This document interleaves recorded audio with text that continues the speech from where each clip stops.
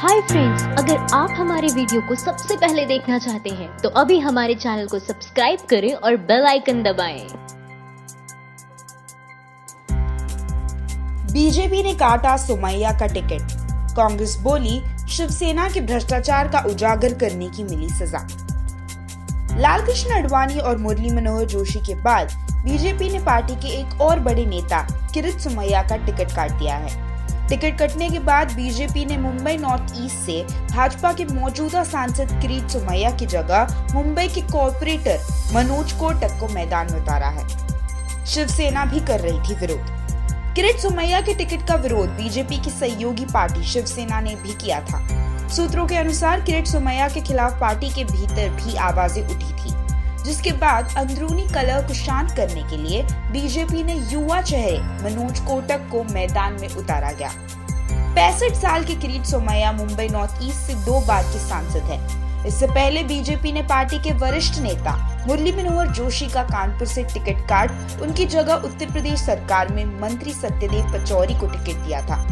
वहीं गांधीनगर से लालकृष्ण आडवाणी का टिकट काट बीजेपी ने अध्यक्ष अमित शाह को मैदान में उतारा है। इस पर कांग्रेस नेता संजय निरुपम ने ट्वीट कर पीएम मोदी पर हमला बोला है। उन्होंने लिखा, किरीट सोमैया की टिकट कट गई। उसने मातोश्री का भ्रष्टाचार उजागर किया था, इसकी सजा उसे मिली। भ्रष्टाचार मिटाने का जो संकल्प बीजेपी ने लिया था, उसका क्या हुआ? भ्रष्टाचार के जो आरोप किरीट ने लगाए थे, क्या उसकी सीबीआई जांच होगी या मिस्टर छप्पन ने घुटने टेक दिए हैं? बीजेपी का सबसे बड़ा घोटाला। पीएमओ समेत हरियाणा सरकार पर है आरोप। गडकरी खट्टर जा सकते हैं जेल। हरियाणा की खट्टर सरकार में घोटाला, नितिन गडकरी को भी सम्मन जारी। इस कथित घोटाले के संबंध में गुरुग्राम की सेशन कोर्ट ने 2 मामले दाखिल कर दिए हैं। एक मामला बनाम हरियाणा के मुख्यमंत्री मनोहर लाल खट्टर पर और एक बनाम परिवहन मंत्री नितिन गडकरी पर है। आरोप है कि एक्टिवा स्कूटी से लेकर लग्जरी कारों, बड़े वाहनों की खरीद में उपभोक्ता ज्यादा पैसा भर रहे हैं और कागजों में कम कीमत दिखाई जा रही है। जैसे 90 लाख की मर्सिडीज खरीदी तो 10% टैक्स लगता है, यानी 9 लाख रुपए टैक्स ग्राहक ने भरा। ये टैक्स जाएगा सरकारी खजाने में, लेकिन कीमत दिखाई जाती है 30 लाख, तो सरकारी खजाने में गए 3 लाख और बाकी 6 लाख गए किसी और की जेब में। इन दोनों मुकदमों में 28 लोगों को आरोपी बनाया गया है, जिसमें प्रधानमंत्री कार्यालय से लेकर ARPGI यानी administrative reforms and public grievances of India, Haryana के मुख्यमंत्री कार्यालय, हरियाणा के परिवहन मंत्री कृष्ण पवार, ट्रांसपोर्ट विभाग हरियाणा, प्रशासनिक अधिकारी, गुरुग्राम पुलिस कमिश्नर शामिल है। अदालत ने सभी आरोपियों को समन जारी किए हैं। कुछ समन के बाद भी पेश नहीं हुए तो जमानती समन जारी हुए हैं, यानी कि आकर जमानत ले सकते हैं। अब भी पेश न हुए तो गैर जमानती समन जारी होंगे। ये लगभग सभी राज्यों में हो रहा है। इसकी शिकायत परिवहन मंत्री नितिन गडकरी और प्रधानमंत्री कार्यालय को कई बार की गई, लेकिन कोई कार्रवाई नहीं हुई। वाहनों की टेम्परेरी रजिस्ट्रेशन में भी घपले का आरोप है। सुप्रीम कोर्ट का आदेश है कि 200 रुपए से ज्यादा टेम्परेरी रजिस्ट्रेशन शुल्क ना लिया जाए, लेकिन 500 से लेकर 1500 तक की अवैध वसूली हो रही है। वरिष्ठ IAS अधिकारी अशोक खेमका की एक चिट्ठी भी सबूत के तौर पर संलग्न की गई है। 3 साल पहले की ये चिट्ठी है, जब खेमका परिवहन विभाग के सेक्रेटरी थे। उन दिनों सरकार ने ओवरसाइज वाहनों को बंद कर दिया था, जो कि मोटर व्हीकल एक्ट के प्रावधानों के मुताबिक नहीं थे। इस एक्ट में वाहनों के साइज को लेकर भी कानून है। आरोप है कि 7 प्रमुख कॉर्पोरेट कंपनियों के CEOs मुख्यमंत्री मनोहर लाल खट्टर से चंडीगढ़ में मिले और उसके बाद खट्टर ने अपने ही सरकार के फैसले को 1 साल के लिए स्थगित कर दिया। जब ये आदेश परिवहन विभाग के तत्कालीन सेक्रेटरी अशोक खेमका के पास आया तो उन्होंने इस आदेश पत्र पर कड़ा नोट लिख डाला कि ये आदेश पालन करने योग्य नहीं है और मोटर व्हीकल एक्ट के प्रावधानों और सुप्रीम कोर्ट के दिशा निर्देशों के खिलाफ है। खेमका को इसके बाद परिवहन विभाग से ट्रांसफर कर दिया गया। सरकार ने फैसला 1 साल के लिए स्थगित किया था, लेकिन 3 साल से ऐसा ही चल रहा है। अगली सुनवाई 20 अप्रैल को है। नोट, इसमें इतने लोग संलिप्त हैं कि शायद इसका फैसला आने तक काफी देर हो जाए। ये भी हो सकता है कि भ्रष्टाचार के कई मामलों की तरह इसमें भी कहा जाए कि कुछ हुआ ही नहीं। लेकिन ये जानकारी राजनीतिक पार्टियों के लोगों से ही मिली है कि जो 300 से 400 करोड़ पार्टी फंड में देने के लिए MP, MLA, मुख्यमंत्रियों ने मांगा जाता है, दरअसल उसके लिए बकायदा ट्रेनिंग होती है कि सरकारी खजाने से कैसे और कहां से पैसा निकाला जाए। खुलासा: मोदी रैली में भीड़ जुटाने के लिए पुलिस की गाड़ी से करोड़ों की ब्लैक मनी भेजती है बीजेपी। प्रधानमंत्री मोदी की रैलियों के लिए कितना ब्लैक मनी खर्च किया जाता है और चुनावों में सरकारी मशीनरी का कितना गलत इस्तेमाल किया जाता है, इसका खुलासा भारतीय जनता पार्टी के सांसद ने एक स्टिंग ऑपरेशन में किया है। TV9 भारतवर्ष के स्टिंग ऑपरेशन में राजस्थान के भरतपुर में बीजेपी सांसद बहादुर सिंह कोहली ने प्रधानमंत्री मोदी की रैली में भीड़ जुटाने के लिए करोड़ों रुपए का खर्च करने, चुनावों में 2-3 करोड़ रुपए ब्लैक मनी खर्च करने, काले धन को पुलिस और एम्बुलेंस की गाड़ियों से चुनावी क्षेत्रों में पहुंचाने समेत कई बड़े खुलासे किए हैं। बीजेपी सांसद बहादुर सिंह कोहली के हैरान कर देने वाले खुलासे: चुनाव में 2 से 3 करोड़ रुपए ब्लैक मनी खर्च करते हैं। चुनाव लड़ने के लिए पार्टी 50 लाख रुपए ब्लैक मनी देती है। PM मोदी की रैली में भीड़ के लिए 10-10 लाख रुपए दिए थे। वोटर्स को लाने के लिए हर बूथ पर 5,000 रुपए खर्च किए जाते हैं। चुनावी खर्च के लिए एम्बुलेंस में ब्लैक मनी मंगवाते हैं। पुलिस की गाड़ियों और एम्बुलेंस में मंगवाया जाता है काला धन। गाड़ी और शराब पर लाखों का काला धन फूकते हैं। हवाला के जरिए काला धन आसानी से मंगा लेते हैं। समर्थकों और प्रचारकों के लिए खाना और शराब काले धन से आता है। वोटिंग से पहले गाड़ियों की संख्या बढ़ाकर चुनाव आयोग को धोखा दिया जाता है। दिल्ली से जयपुर और जयपुर से लोकसभा क्षेत्र तक पहुंचता है पैसा।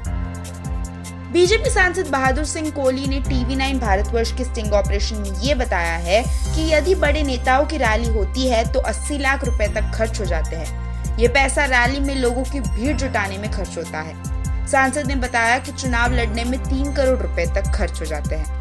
भाजपा सांसद ने इस स्टिंग ऑपरेशन में ये कबूला है कि चुनाव के लिए पार्टी से 1 करोड़ रुपए तक की मदद मिल जाती है, लेकिन आधा पैसा अर्थात 50 लाख रुपए हवाला के जरिए उन तक पहुंचता। जरूरत पड़ी तो लाखों की ये ब्लैक मनी एम्बुलेंस या पुलिस की गाड़ी में भेज दी जाती है। बता दें कि चुनाव आयोग ने चुनाव खर्च की सीमा 70 लाख तय की है। अब सवाल उठता है कि जब चुनाव आयोग ने प्रति उम्मीदवार 70 लाख खर्च करने का निर्देश दिया है, तो फिर बीजेपी सांसद बहादुर सिंह 3 करोड़ कैसे खर्च देते हैं? तय रकम से ज्यादा खर्च करने वाले उम्मीदवारों को अगर चुनाव आयोग पकड़ ही नहीं पाती है, तो फिर निर्देश की क्या अहमियत है? चौकीदार योगी के राज में हुई निर्भया जैसी दर्दनाक घटना। गैंगरेप कर लड़की के प्राइवेट पार्ट में डाला डंडा। उत्तर प्रदेश के कानपुर में मानवता एक बार फिर शर्मसार हुई है। यहाँ के 5 दबंगों ने एक नाबालिग लड़की के साथ गैंगरेप कर उसके प्राइवेट पार्ट में डंडा डाल मरा हुआ समझकर छोड़ दिया। पीड़ित लड़की का इलाज कानपुर देहात जिला अस्पताल में चल रहा है। हालत नाजुक बनी हुई है। पुलिस के मुताबिक ये घटना यूपी के कानपुर देहात के सट्टी थाना क्षेत्र के एक गांव की है। गांव में प्रीति, ये बदला हुआ नाम है, अपनी बड़ी बहन और मां के साथ रहती थी। मीडिया रिपोर्ट के मुताबिक प्रीति का कहना है कि वो मंगलवार को अपने छत पर बैठी थी, तभी इलाके का दबंग दीपू अपने 4 दोस्तों के साथ आया और उसको उठाकर जंगल में ले गया। दीपू और उसके दोस्तों ने प्रीति के साथ गैंगरेप किया, अपनी पेशाब पिलाई और उसके प्राइवेट पार्ट में कुल्हाड़ी का डंडा डाल मरा समझकर छोड़ दिया। पीड़िता की मां का कहना है कि यदि उसकी शिकायत पहली बार में सुन ली जाती तो उसकी दूसरी बेटी को आज ये दिन नहीं देखने पड़ते। प्रीति की मां का कहना है कि गुंडे पहले प्रीति की छोटी बहन का भी रेप कर चुका है। जब उस रेप की रिपोर्ट लिखवाने गई थी तो थानेदार दिग्विजय सिंह ने गाली देकर भगा दिया था। प्रीति की मां का कहना है कि पुलिस के इस रवैये के बाद गुंडों का मन और बढ़ गया था और उन्होंने उसकी दूसरी बेटी के साथ गैंगरेप जैसे जघन्य अपराध को अंजाम दिया। पुलिस मामले की लीपापोती करने में जुटी गई है। कानपुर देहात जिला अस्पताल के इंचार्ज डॉक्टर कुमकुम शर्मा का कहना है कि जांच में पता चला है कि सुधा के साथ रेप हुआ है।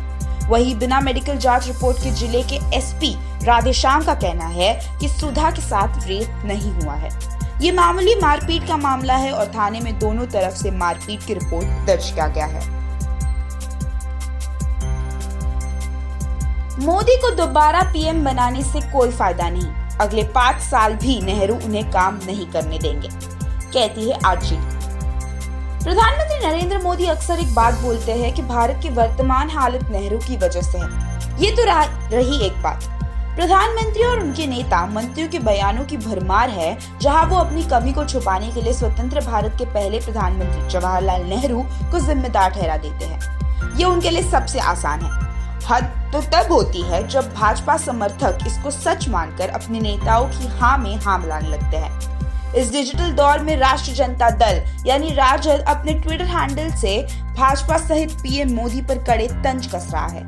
राजद की ताजा ट्वीट में कहा गया है कि मोदी के दोबारा प्रधानमंत्री बनने से कोई लाभ नहीं है। पूरा ट्वीट इस तरह है: नरेंद्र मोदी को प्रधानमंत्री बनने का कोई लाभ नहीं होगा। अगले 5 साल भी नेहरू जी उन्हें काम नहीं करने देंगे। चुनो उन्हें जो देश बनाए, बहाने नहीं। ये बात सभी को पता है कि जवाहरलाल नेहरू ने स्वतंत्र भारत की नींव रखी थी। प्रधानमंत्री बनने के बाद उन्होंने ऐसे कई निर्णय लिए जिससे हर देश बढ़ते हुए यहाँ खड़ा है। इसमें बाद के कई प्रधानमंत्रियों और राजनेताओं का योगदान है, पीएम मोदी का भी है। लेकिन पीएम मोदी द्वारा ये कहना कि 70 साल में इस देश में कुछ नहीं हुआ, ये बेईमानी जरूर है। इस लोकसभा चुनाव में बिहार की राजनीति काफी दिलचस्प होने जा रही है। एक तरफ राजद के साथ पूरा महागठबंधन खड़ा है, तो दूसरी तरफ एनडीए का कुनबा है जिसमें बीजेपी और जेडीयू है। सभी दल ज्यादा से ज्यादा सीटें जीतने का एड़ी चोटी का जोर लगा रहे हैं। आज के लिए इतना ही। आशा करती है ये वीडियो आपको पसंद आया होगा। इस वीडियो को लाइक और शेयर करना बिल्कुल ना भूलें और हमारे YouTube चैनल यानी माइंड दी न्यूज को अभी सब्सक्राइब करें। हम एक बार फिर से ऐसे ही कई सारे सनसनीखेज खुलासों के साथ आपके लिए हाजिर हो जाएंगे। तब तक के लिए नमस्कार और शुक्रिया।